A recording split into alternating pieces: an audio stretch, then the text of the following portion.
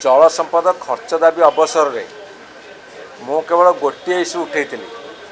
महानदी गोटे चिट्ठी लिखिले महानदी चिट्ठी लिखिले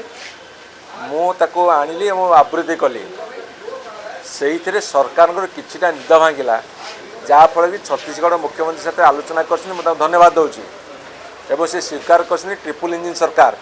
जो कथा महानदी चिट्ठी लिखी जे आमे जो सरकार थिलु तीन आड़िया सरकार थिला ओडिशा रे गोटे छत्तीसगढ़ गोटे केन्द्र आ गोटे तेणु से संभव होता